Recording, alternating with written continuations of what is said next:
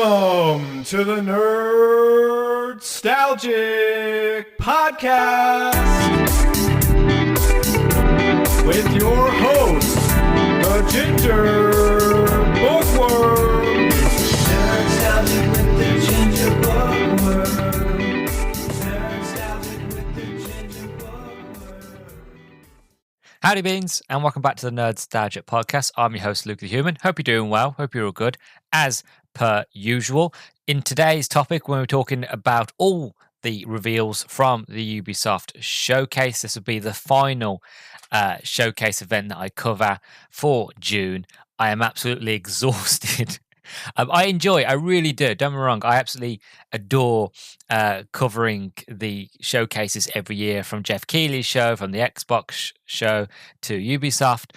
But it does take a lot out of me. So if I do feel a bit tired, if I don't sound a bit drained, and I usually am, I do apologize. But before we get into all that, I want to do a bit of housekeeping because I like to keep my house nice and clean. So 3 important things that I'll ask you to do before we begin. Number 1, if you're not following me on Twitter, please go do that now. I'm at nerdstalgic_pod. So follow me on there and be kept up to date on everything and anything that I'm doing. Also, number 2, if you listen to this on YouTube, don't forget to like, comment, and subscribe. A subscribe is absolutely wonderful, but a like and a comment is more important to me because of the YouTube algorithm. The more likes and comments an episode has, the more it gets seen, the higher it up goes on the algorithm, and then more people will be able to discover the show, and we'll get more subscribers, and we'll slowly sort of naturally grow. So, if you could do those 2 things for me. Finally, the third thing, if you listen to this on Spotify and you haven't done so yet, follow me. Also, rate the podcast. So what you can do, if you're on your phone, you can rate it for a star rating of 1 to 5 stars. If you give it a rating, just like YouTube, it'll go up the algorithm. The more rates I get, the higher the percentage, the more people will see, and the show will grow. So if you can do those 3 things for me right at the beginning, I will be eternally grateful. So let's get into it, shall we? So as I mentioned, I'm going to be talking about the Ubisoft showcase. As I'm recording this, I haven't watched it yet. But in this introduction, I just want to talk about my sort of memories from last year and kind of my hopes of what I'm hoping to see from having a look at what they showed last year. So my memories from last year are kind of vague, to be honest, with the Ubisoft, because I had to go on to Google and actually Google what was announced yesterday. Because the thing with Ubisoft is the fact of, I don't know how to explain it. They're not what they used to be when I was younger. When I was younger, if you saw Ubisoft, you knew you was in for a good time. It's the same with EA, to be honest. When you used to say EA Sports, it's in the game. It's like when you get used to get that, you're like, I'm in for a good time now. And obviously, as time's gone on, that whole sort of sentiment is very soured. But I still enjoy Ubisoft games because they're odd, like they're strange, and their way that they do things is very weird. And I just enjoy it for that. So I had to look at what was shown last year. And what was shown last year, we had the first thing they shown was 10 minutes of gameplay showcase for Star Wars Outlaws, which I'm still quite looking forward to. That is coming this year, hopefully, if all things go well. Then they showed off the release date for Avatar Frontiers of Pandora. I still haven't played it. I've heard it's actually really good, but to be honest, if you've played any sort of recent Far Cry or any recent Ubisoft game, it is basically carbon copy Far Cry in space. That's what I've been told by people. I haven't got around to playing it myself. It's still really expensive. And to be honest, I don't really want to dive in to pay like £40 for a game that potentially I've already played just with a new skin. So I'm kind of waiting for it to come down in sale. But it looked interesting. It came out. It was somewhat mixed reviews about it. But that's what was shown there. Then we had Prince of Persia: The Lost Crown gameplay. Still haven't played this. If anybody's listened to anything I've ever spoken about when it comes to Ubisoft, they know that I'm a Prince of Persia fan. I'm not really into side-scrolling games, so I haven't played the Last Crown. But again, I've heard somewhat mixed, mostly positive things about it. Then we got Assassin's Creed Mirage, which we got to see direct combat in sort of they've said it is in Assassin's Creed Mirage. Direct combat is a backup solution. It was a story trailer, really, but for some reason, IGN has to put like a fancy title on it. So yeah, we got the story trailer for that. I actually own Assassin's Creed Mirage, but what I'm currently doing is I'm going through all the old Assassin's Creed games. I've finished the Ezio collection. I've done Assassin's Creed Rogue. I think the only Assassin's Creeds I've got left is Assassin's Creed 3 and the Liberation DLC to do, as well as obviously all the DLC that comes to Assassin's Creed 3. Then I've got Assassin's Creed India, Assassin's Creed Russia, and Assassin's Creed China. Those short little side-scrolling games. I've got them to do, and then I've done everything in Assassin's Creed, and I'm fully up to date. And then I can move on to Mirage. But I am looking forward to it. Apparently, it goes back to it was a game that went back to basics. So for that, I am excited for. Then we got Assassin's Creed Nexus feature, the return of classic assassins. That's a VR thing that they're doing. Then we had Assassin's Creed Codename Jade. It lets you finally customize your assassin. So we got the official teaser trailer for that. Then we got the Crew Motorfest, which arrived in September of last year. I did play the Crew Motorfest. I really enjoyed it. I enjoy the Crew. I still think it's absolutely disgusting what they did with the first Crew. Basically, they're turning off the servers so that if you own a physical copy of that game, it is basically a paperweight and you can't play it even in offline mode. I do think it's disgusting for that because I enjoyed the first Crew. I absolutely loved Crew 2, and I'd add somewhat a small bit of an enjoyment when it came with Crew Motorfest. I'd much rather play Forza Horizon, but the idea behind Motorfest was a Horizon type sort of game, and it did it all right, but in the Ubisoft sort of style. I still prefer Horizon, but Crew Motorfest is still pretty good. But it's got me worried, the fact of in the future it'll be like, okay, we're taking down the Crew 2 servers, and then the Crew Motorfest, we're taking that down as well. And I'm thinking, well, what would make me want to then buy the next Crew game, knowing that I'll probably get it for a year or two? Then you go, that's it, we're scrubbing the slate clean. I'm like, okay, well, what's the point of all that, putting all that work in, all the effort of grinding the cars and getting all the new cars and upgrading them and all that, if you're just going to wipe it and I can't no longer play it? So that has me somewhat worried. But again, that's neither here nor there. Then they showed off Captain Laserhawk, a Blood Dragon remix. I haven't watched it. I don't know if it's out yet. I think it said coming to Netflix later that year. So I haven't watched it. I don't know if it was any good. If you've watched it, let me know. X Defiant coming this summer. Open beta next week. Yeah, I've played X Defiant. I don't like it. I tried it. I played all the game modes because it's currently free to play at the moment on Xbox. And I thought I'd give it a go because it's free. I played all the game modes and I didn't like it, mostly because it's very tryhardy. Like, it's very sweaty. Everybody on there is like MLG, sort of like they're doing all the jumping around, ducking, shooting you. Like, it's really unfair. And unless you're like a hardcore, sweaty gamer, it's not for you. And I tried playing it. I tried getting into it, and I sat there questioning myself. I felt like Mr. Burns, not Smithers. What's his name? The principal from The Simpsons. I can't remember. But basically, the principal Simpsons, he's standing next to the tree, and he goes, "Maybe they're all wrong, or maybe I am." No, it's them. And like, that's how I felt with me. Like, maybe I'm terrible at video games, and I was like, no, it's not me. It's just they're really sweaty. Because I was trying, 'cause I'm pretty good at Call of Duty online, so I thought I'll be all right. And I played this, and I'm like, nope, it's terrible. So I can't really recommend X Defiant unless you're a sweaty diehard. Otherwise, yeah. Then they showed off Skull and Bones closed beta coming in August. Again, Skull and Bones, that had a huge development fiasco. That game had to come out, to be honest, because if they didn't, Ubisoft would have been sued out of the wazoo if they didn't release that game. So that was a game that should have been cancelled but couldn't because of legal reasons, and is out.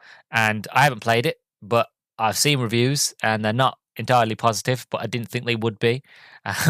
We're all looking for that next Pirates of the Caribbean. We're all looking for that next Assassin's Creed Black Flag, and they could have done Black Flag 2, and I think people would have been more than happy with that. I think people would have been ecstatic with that, but they didn't. They decided to do something else, and I don't know. I haven't played it, so I can't comment on it, but it's all negative. Then we had Tom Clancy's The Division Resurgence is coming this fall. I don't know if this came out yet. Haven't played it. We also got to see Riders Republic Skate add-on, which again, I don't really play Riders Republic. I'm not really interested.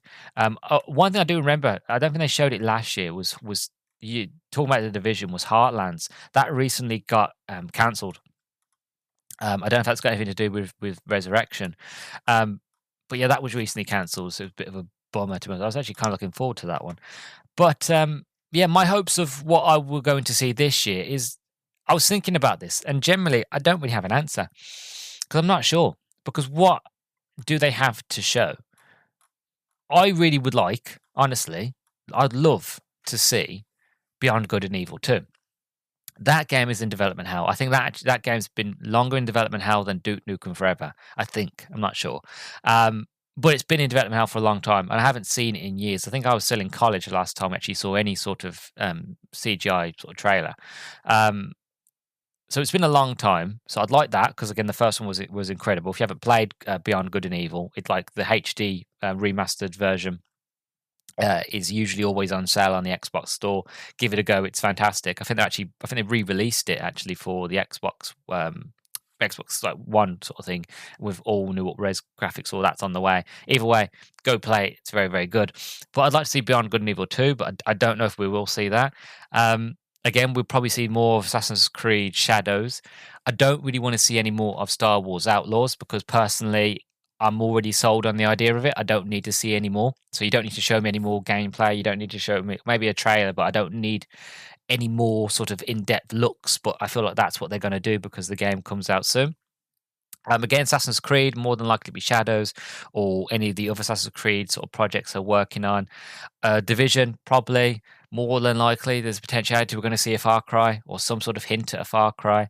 And this is the thing with Ubisoft, which kind of gets me, is the fact of they've got themselves into this cycle where you can kind of predict what you're going to see. At a Ubisoft event, you're probably always going to see Far Cry. You're probably always going to see Assassin's Creed. You're always going to see Division. You're always going to see Just Dance because it makes a lot of money. I haven't played Just Dance in years, but it makes them a lot of money because people buy the tracks and people buy all that sort of the microtransaction in that game. So because it makes money, they keep making them. So you're always going to see the same games every year. And it's not like what you get with Jeff Keighley's show or you get with the Xbox show, is that you know you're going to see something new. You're going to see something that you haven't seen in ages, or you're going to see a game that you haven't seen in years they've like tried to remaster or whatever. There's always a surprise. With Ubisoft, it's like, yay, new Division. It plays exactly the same as the last one. I say that as a Division fan. It's true, but and it's just one of them things of like, I don't know what to be excited for because I just know whatever I'm going to see, I've probably already can guess what I'm going to see, if that makes sense. So I just hope for some surprises. That's all I ask for is like Beyond Good and Evil 2. Surprise me. At least let me know how that game's doing. Even if you don't show me anything, just be like, look, we're working on it. It's coming soon. We'll have some more to show at the end of the year or something like that. Like, just let me know that it's not dead. Rayman, that'd be one. Bring back Rayman. I loved Rayman. I played all the original Rayman games. My dad had them on the PC. The only Rayman game I haven't played is Rayman Origins, but I played Rayman Legends. I had Rayman Raven Rabbits on the PlayStation 2. I loved Rayman. He was up there with Crash Bandicoot and Spyro, as the mascots of like the characters that I always like knew I was going to have a good time with, and that whatever game came out with them, it was a done deal that it was worth spending money on because I knew I'd enjoy them. And we haven't seen Rayman in years. Rayman got put to the sidelines, and the Raven Rabbits kind of took over, and they're now being a Mario in a game.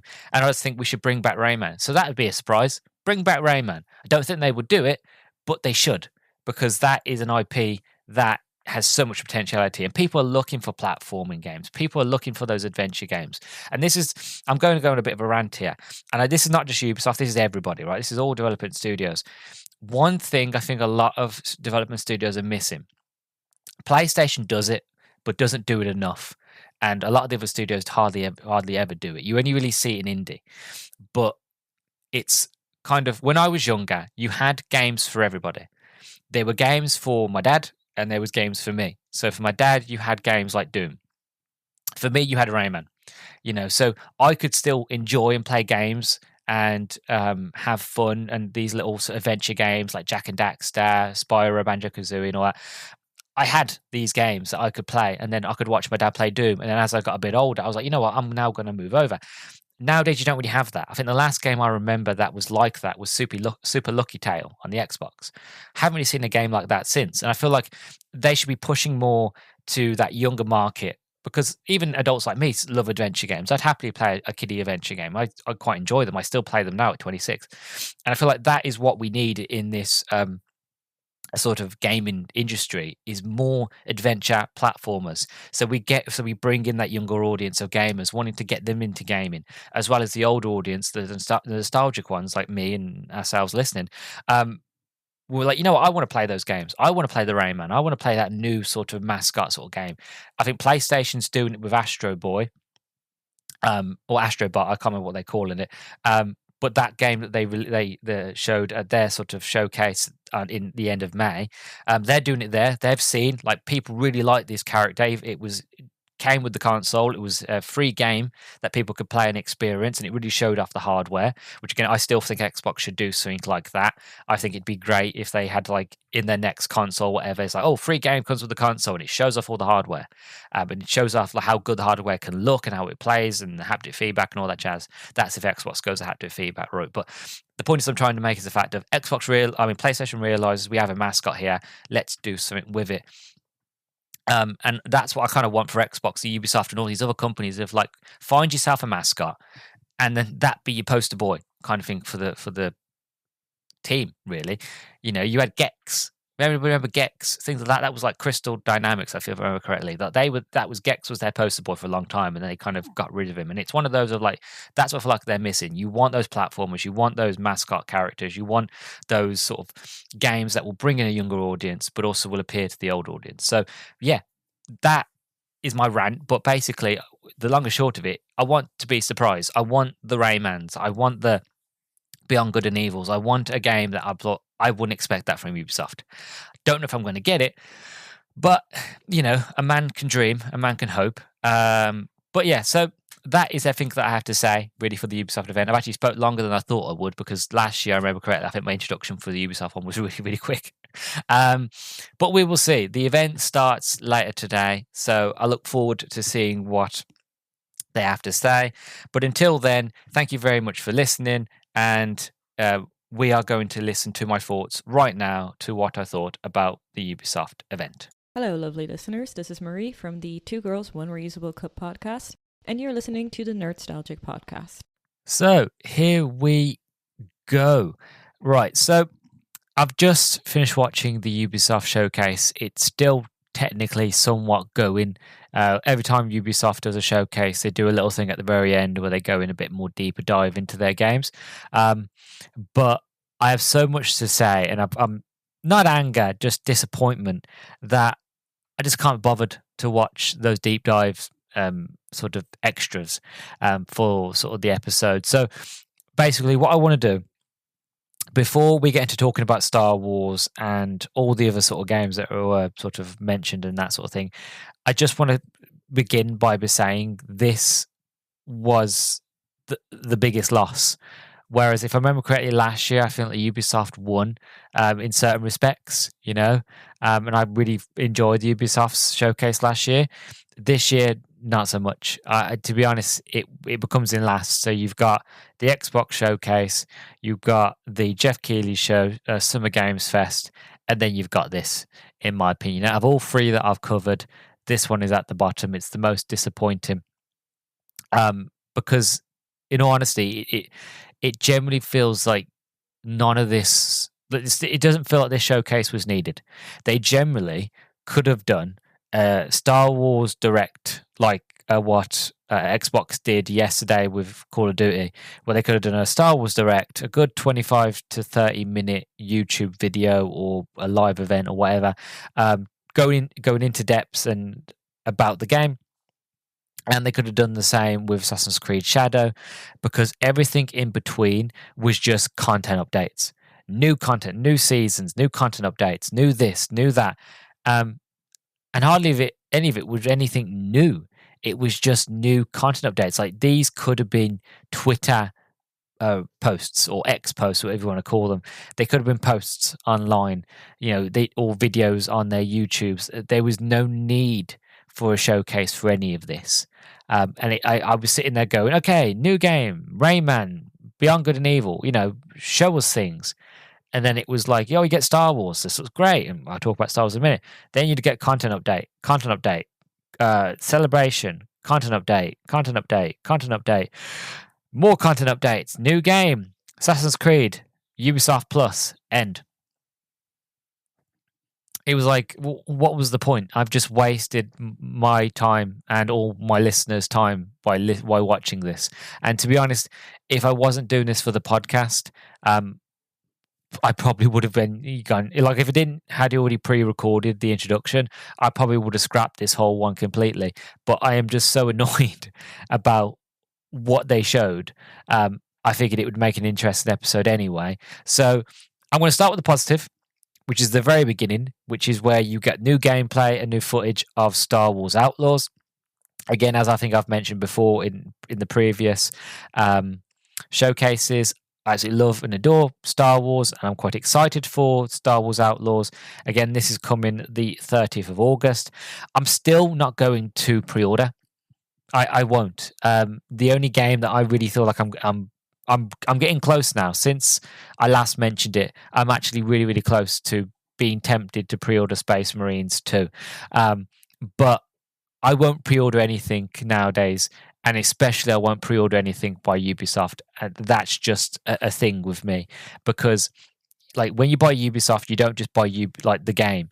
You have to buy the advanced special edition, gold plated, limited edition, gold, diamond crusted, platinum plus. One. You have to buy the most best edition, which is like 100 something quid, to get all the features, because if you just buy the standard edition, you're missing out on loads of extra stuff. So I don't like that practice, and I don't really want to fund and sort of help sort of continue that practice.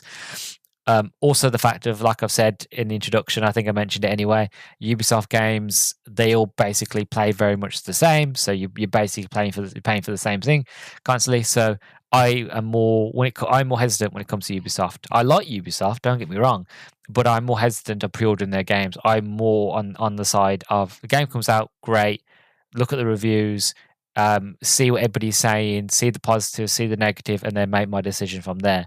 And then even then, I will probably wait for a sale, and that's just how I stand on it. And it's kind of the same here with Star Wars Outlaws. I love what I see. It looks fantastic. There are sort of elements there that feel like Far Cry, but even so, it takes the best parts of Far Cry, in my opinion. Some of the things that are quite interesting, and it feels like Star Wars. It looks like Star Wars. I haven't played Star Wars Jedi Survivor 2 yet. I have it. I just haven't got around to it yet. But one thing I like about those games is that they feel like Star Wars, and this does. It has that look. It has that feel. It doesn't look like a Ubisoft game at first, and then you see the gameplay, and you start to see the Ubisoft isms about it. But what interests me the most about this game is the fact of, again, like I said, I love Star Wars. I absolutely do. I've been a fan of Star Wars since I was a young being, since I was very little. But the thing I've realized as I've gotten older is the fact of I want to see more than Jedi. I love the Jedi, I love the Sith, but when everything revolves around the Jedi and the Sith, for me personally, and not many others, I'm sure I'm probably in the minority here, it's starting to get a bit stale. And this is the thing. I want to see other stories in this universe. I want to see other people. I want to see the scoundrels, the syndicates. I want to see the outlaws. I want to see the rebels. I want different stories from different people. This is why Mandalorian, why I enjoy it so much, is because, granted, yes, there are Jedis in it eventually, but it is just about the Mandalorian and Grogu, and the Jediisms is kind of like a side part to that.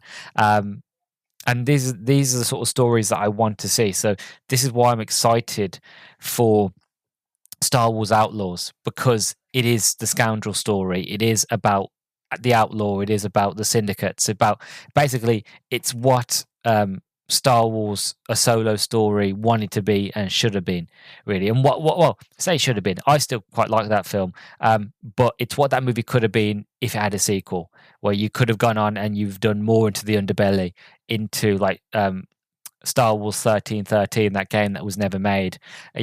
Going to see the Hutts and the Pikes and all the other syndicates, and just opening that part of it all, really. Get rid, like, the Empire's there, but they're not the focal point. The rebellion's there, but it's not the focal point. It's just the fact of people, real people, surviving in a universe like Star Wars. How do they survive day to day?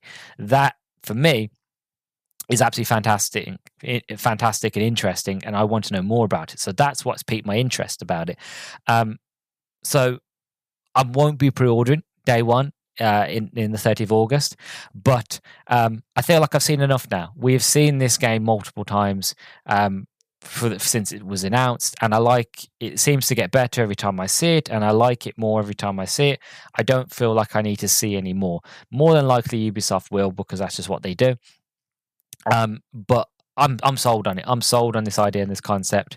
I will wait for the game to come out. I will wait to see my favorite YouTubers and reviewers and that get their hands on it and play it and see what they think. And then most likely, because it's Star Wars, and if the reviews are pretty good and fair, then I might jump on it. If not, I'll wait for a sale and I'll play it. I'll give it a go. But yeah, I'm excited, basically. I don't need to see anymore. But like I said, Ubisoft like to constantly rehash and to showcase their games all the time, rinse and repeat. So this ain't the last of this we've seen. Even though it comes out in August, they could just sort of let it be like, look, this is a big gameplay. We'll see you in August, but Ubisoft won't. But that was, in my opinion, the best part of it, and could have been a longer, personal, direct sort of conference, sort of showcase just for Star Wars. That's what it could have been. That's what it should have been. But they decided they want to do a showcase and show more things. What they did show was, well, what I'm about to get into, which is the part that really sort of kind of grinds my gears when I say that this showcase wasn't needed. So to begin that list of updates, we had new X-Defiant content, Season 1, coming in July the 1st. I've already said how I feel about X-Defiant on the Jeff Keighley show. If you haven't listened to that one, go check it out. But the long and short of it is the fact of I played X-Defiant. It's fun, it's okay, but to be honest, unless you are a sweaty, try-hard COD player, who has nothing better to do than play those sort of games all day, every day, then you stand no chance. That is the people that are on it. It's fun for what it is, and I enjoy the concept, but it's not a COD killer. It's not a game that's going to sort of buck the trend. Like it's for hardcore players currently. That might change, but still not interested. But new season coming July the 1st. So if you're a fan of it and you're playing it, by all means, something to look forward to. Then we had Skull and Bones, new content update for that, available now. Not much to say about it, to be honest, just new Skull and Bones content. Then we have the Prince of Persia 35th anniversary celebration, which I got really excited over because, again, I'm a big Prince of Persia fan. Then this is where I kind of I went up and I went down with this one. So to start it off, they had three things to talk about. So the first thing was new content coming to Prince of Persia Lost Crown. Haven't got around to playing Lost Crown yet, but some new content is coming to that for free, as well as new story DLC is coming September this year. So that looks interesting. It kind of gives me more reason to actually want to get around to playing it. Like I said, my backlog is huge. So it's on the list. It will just take me a while to get there. But no, it seems if they're doing story DLC, that the game was successful enough and is good enough and people are playing it, that it seems they're going to continue. So I might jump on it. I might bump it up the list a bit further. Then we got Rogue Prince of Persia, which is currently in early access. I think it's been in early access about 2-3 weeks as we speak. But new content update is coming to that. That's a side-scrolling sort of game. And then we got a first-hand, well, not a first-hand look, really. It was more just kind of a reveal trailer of a candle that was almost burnt out to the wick, and then time reverses backwards, and the candle goes back all the way up to being a full candle again. And then it goes to the top. Prince of Persia, Sands of Time, coming 2026. Again, this was a surprise in a way. It was, in a way it wasn't. In a way it was, because it's nice to see that they're doing some Prince of Persia stuff, but at the same time it isn't, because I remember that they were on about that they were going to reboot the original Prince of Persia game, Sands of Time. They were remastering that, and it was meant to come out a year or two ago, but then it kind of got pushed back, and it's gone dark since. So is that the same game? Is this a completely new take on that story? Is it what is it? That's basically what I know. It's like, that's the surprise of, oh, look, surprise, new Sands of Time. But is it a surprise? is it something that I've already seen, or is it something that we haven't seen yet? You know what I mean? So that is kind of like I'm on the fence about, but it's 2026. Like it's something that I'm more than likely I'm going to forget about, and we might see more next year. More than likely, I would imagine if it's 2026, we're going to see more in 2025. So we will see then. Then once they had finished with talking about Prince of Persia, then they talked about Rocksmith Plus, new content update, new things coming to that. So yeah, then we had new content coming to Avatar Frontiers, new story pack, new story. I didn't get the name of the story DLC, but the new story DLC is coming July the 16th, 2024.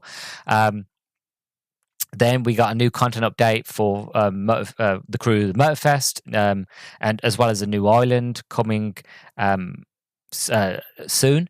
I forget, I missed the date on this one because I'll be honest with you, with all these content updates, I was just zoning out, to be honest. But new content update, I think, was coming this year. So new cars, new events, new seasons, a whole new island off the coast of Hawaii. I've mentioned the Crew Motorfest before, I think in Jeff Keighley's show. I enjoyed it. I liked it. I prefer Forza Horizon, but I like the Crew Motorfest for what it is. And when I saw this content update, I was a bit, I don't really care about seasons. I've got other things to do. I've uninstalled the game. I got all the sort of achievements and all the sort of cars and that I wanted to get, and I got what I needed out of it, and then I moved on. But if they're saying there's a brand new island to race around and there's new events to do there, and it's for free, then yeah, I might reinstall the game back onto the Xbox and race around that island. And especially if they do new achievements, then I'm in. But again, we'll see when that new content drops. But that is probably the only sort of new content update that's actually interested me, only because I have an invested interest in the Crew Motorfest. So that's probably why. And he said free, so I was just like, oh, for free. Can't say no to free. Nothing tastes better than free, as they say. If you had to pay for it, I'd be like, but it's free. So by all means, I'd give it a go. So when that comes, I'll happily play that. Then we had a new trailer for Anno. That's coming in 2025. Then I just put all these in one big list. I didn't manage to get it. It was that quick. And it was that sort of in-your-face flashy that I just wrote the names down, and I didn't actually write what content was coming because there was just so much, right? So in this order, For Honor, Brawlhalla, Trackmania, Riders Republic are all getting brand new content updates. What they were or what they entail, I don't know or remember. I'm surprised that For Honor is still going and they're still supporting it. But to be honest, I am surprised, but at the same stage, I'm not, because I know some people that still played this game and still enjoy it. And I've played it, and it is still pretty fantastic, especially if you play it now compared to what it was like when it first came out at release. There's a lot more they've added to it, and to be honest, I'm glad that the people that make For Honor, and I'm glad Ubisoft has kept the sort of wheels churning on that game, kept the development going, and kept sort of supporting it. Wouldn't surprise me if eventually they make a new For Honor game, sort of a next generation one. But I'm glad that game's still going. But again, it's not really for me, but I have played it and it is a lot of fun. Brawlhalla, not for me. Trackmania, I love Trackmania, but not the new Trackmania because you have to pay to play it. You get like a free trial, and after the free trial, you have to pay like a monthly or yearly sum, I think it is. And I'm like, no, thank you. Rise Republic, not really for me. But again, all these games, new content update. Yeah. And then we got a new Monopoly is coming to consoles in September. Now, before I get into Assassin's Creed and we start talking about that, almost everything I've spoken about between Star Wars to Assassin's Creed, where they end it, mostly is all just content updates. And they weren't very long content updates. It was just like flashy, like trailers. And you might get a little bit of a trailer, then somebody might talk about it a little bit. But really, it was just mostly trailers, a little bit of dialogue from a developer, and that was it. And this is the thing, is the fact of, was this needed? And more than likely, this is probably going to be the shortest showcase coverage I have done so far this year. because there's not much to talk about, because there's no unless you have a personal investment in any of these games, which I don't, because I'm not a hardcore Ubisoft fan that plays every single thing that they make. That there's nothing to say really. It's just the fact of new content update. Yeah, okay, you could have just tweeted that. You didn't. And again, it's Ubisoft's own, like it's their money, it's their own theatre. It's like it's something that they just do themselves, right? So really, that it's their money they're spending. They're not paying, like, going to E3, or they're not paying Xbox or Jeff Keighley or whoever to do these things. So really, it's their own sort of show, so they can do whatever they want.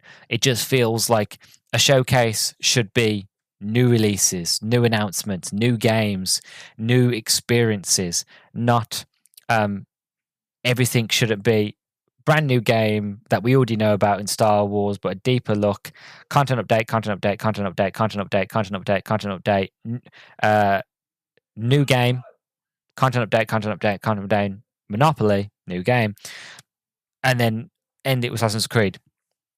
It was, I have no words, because it just feels like this wasn't needed, really wasn't.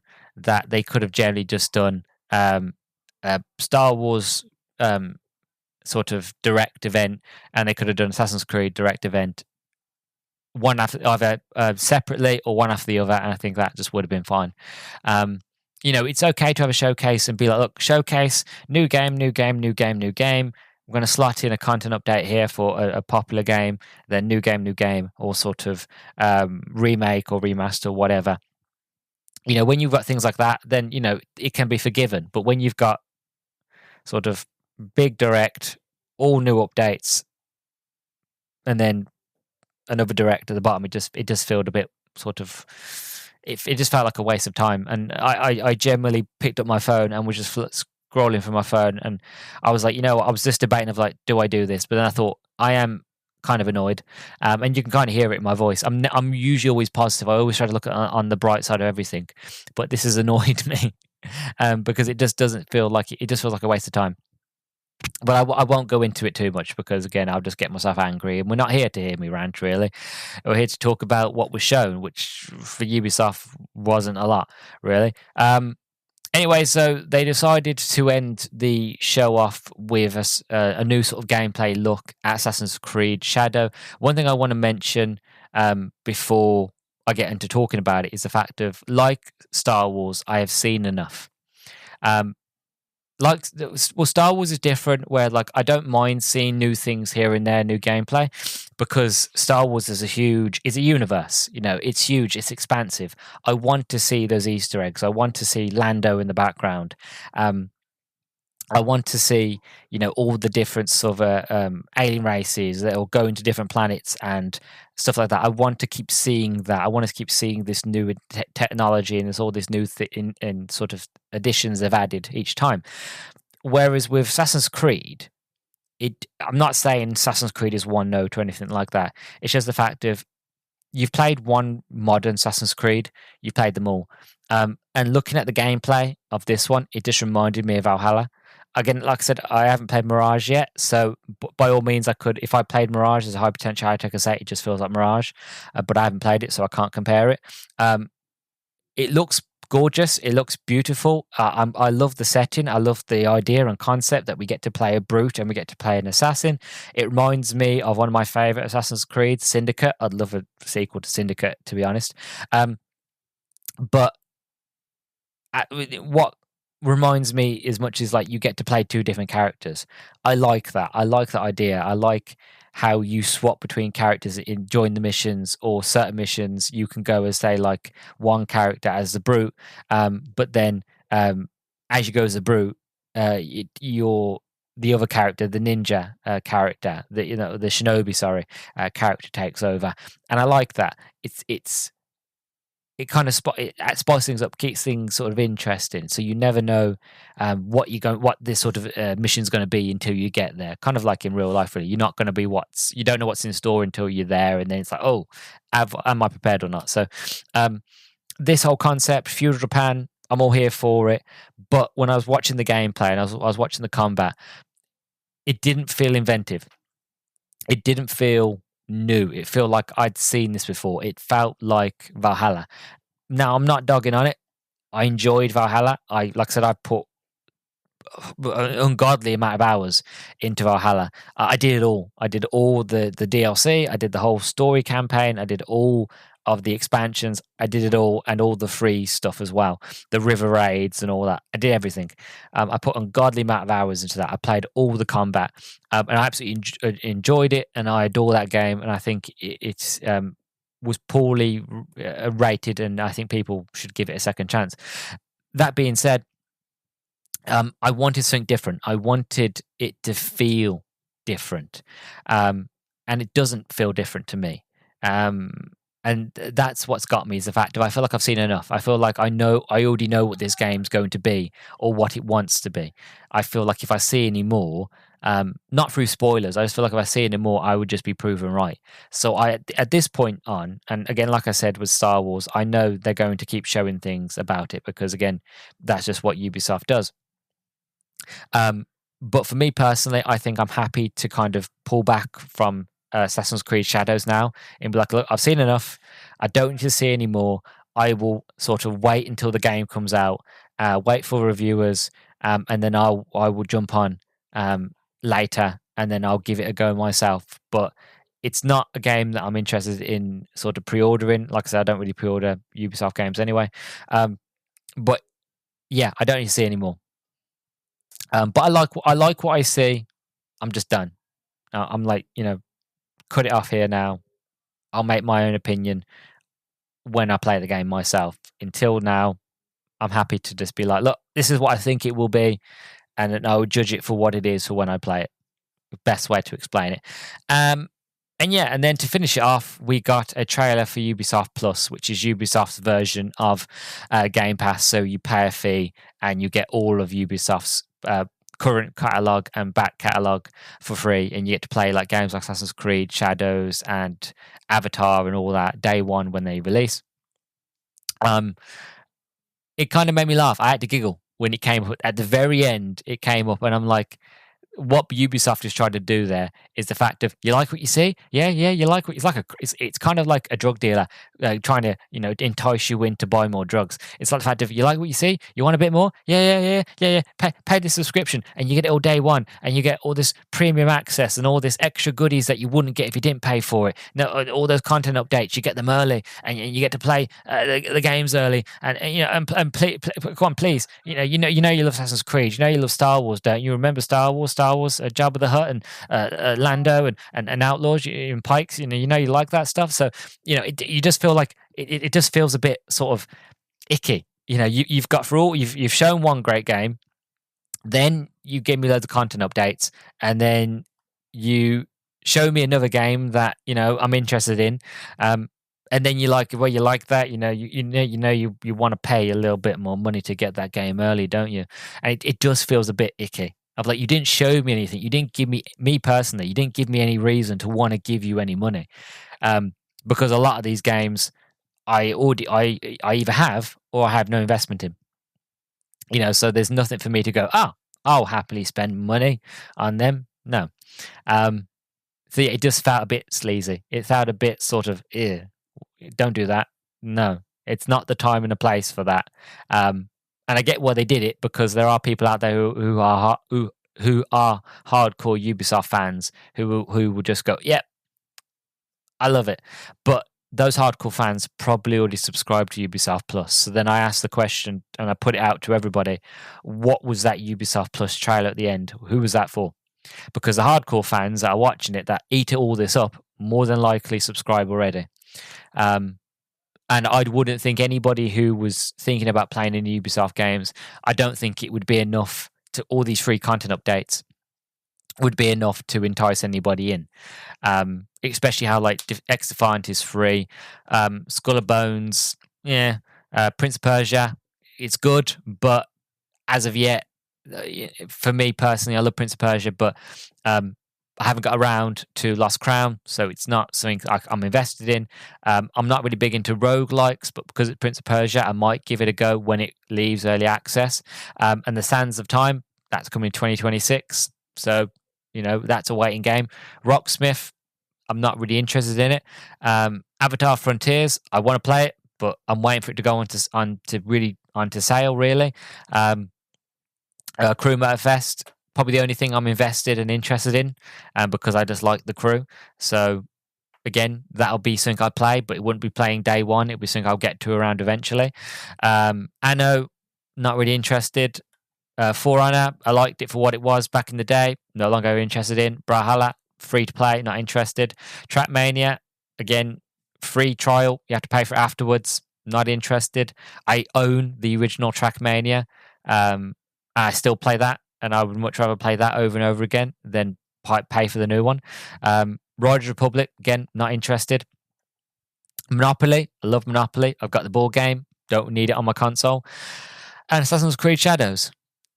Yeah, like I said, I already know what this game's going to be, so I don't need to see any more. So why would I pay? Why would anybody pay who was not already paying, basically? And this is what I mean. Like, if they had gone, if this showcase, if they had gone brand new, Beyond Good and Evil 2 coming next year, new Rayman coming this year, we're remastering all the first 3 games coming later this year. Or if they just came up with something new, I don't know what it could be, just something new, something that will blow me away, then I might sit here and go, that's worth paying for. That's worth waiting for. That is a world exclusive. That is a world premiere on the level of like Xbox, PlayStation, X, Y, and Z. You know what I mean? That is the pinnacle.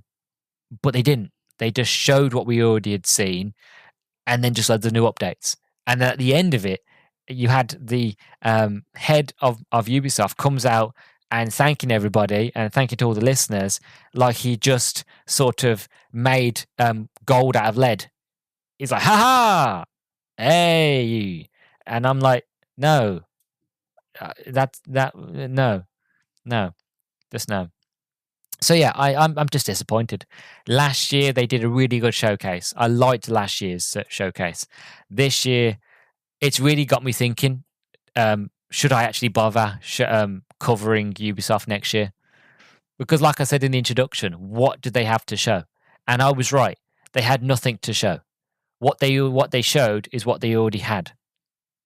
So, what was the point? That's basically my sort of end point on it all, was what was the point in this? Yeah. Anyway, I'm not going to get any more upset and angry over it. I've got loads of editing to do, and more fun and interesting things to look into and to come to the podcast later on this month. So I'm not going to waste any more time on this. Thank you very, very much for listening. I'm sorry that I'm not my usual positive self. I just felt like going on a rant at Ubisoft for 48 minutes. So I do apologize there. But if anybody who's still listening, thank you for sticking with me. Again, if you're listening on YouTube, by all means, give me feedback. If you think I'm wrong, fair play. If you think I'm right, okay. Any sort of feedback or any sort of comment you want to leave down below, by all means, please do. Like and comment and subscribe and all that jazz. If you listen to this on Spotify and you haven't done so yet, and you're on your mobile, go on the About on my page, click on the star rating, and then if you haven't done so yet, rate the podcast of 1 to 5 stars. It will help me out immensely. And follow me on Twitter at Nerdstalgic_pod. To get up to date on anything that I'm doing. So, I've been your host, Luke the Human. Thank you very, very much for listening to me today. I do apologize for the rant. I do promise that the next review that I do will be a lot more positive. But until then, I will catch you in the next one. Bye-bye.